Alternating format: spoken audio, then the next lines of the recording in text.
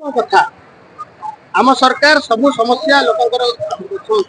समाधान करेंगे ये जदि आमर सिंह काम जोटा मिलूनी आउ कौटी ये जदि माँ मैंने कांगुट मांडिया पर्यटन सब किसी कहीं देश काम हो पार्टी कहीं मार्केट व्यवस्था हम ना आम आमर गजपति जिला कहीं समग्र ओडिशा भारत को आकर्षण कर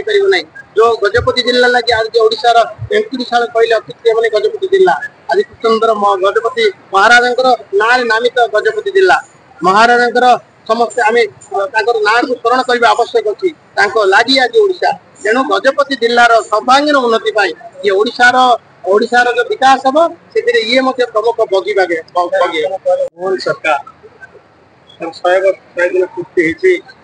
सफलतार सहित 100 दिन तो से 100 दिन सफलता संपूर्ण राज्य में आम को दायित्व अच्छी लोक पाखे पहुँचे योजना कहले जाणी शुणिले लोक पाखे पहुँचे विश्वास सरकार जो भाव सरकार गठन होबार शपथ नेबार गोटे घंटा मध्य निष्पत्ति हो पारा चारिद्वार खोली पारा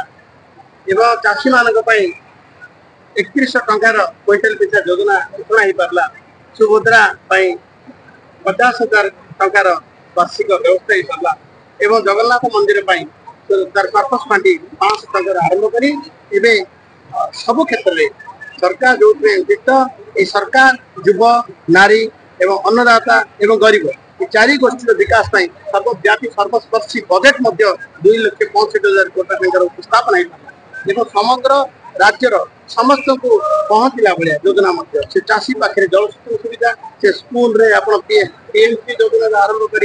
गोदावरी मिश्र योजना एवं पिला ड्रप आउट रोकने माधव योजना हाथ खर्च योजना ये संपूर्ण कथा अच्छी मो विभाग आम ए निजुक्तिर कथा कहूँ आम 2 लाख लोक निजुक्ति देवु आम सरकार देव वार्षिक 60,000 ए आरंभ कर सारे यही वर्ष एवं 100 दिन मध्य 20,000 लोक निजुक्ति 16,000 टीचर को एवं आमर ट्रांसपोर्ट विभाग 30 जन सुवाहक आम जापान पठेलु माननीय मुख्यमंत्री 436 लोक निजुक्ति हो सारे एवं अपेक्षा करूँ सरकार गोटी गोटी प्रतिश्रुति पालन हो ये 100 दिन जना पड़गला 100 दिन भितर सरकार पारदर्शिता जना पड़ा।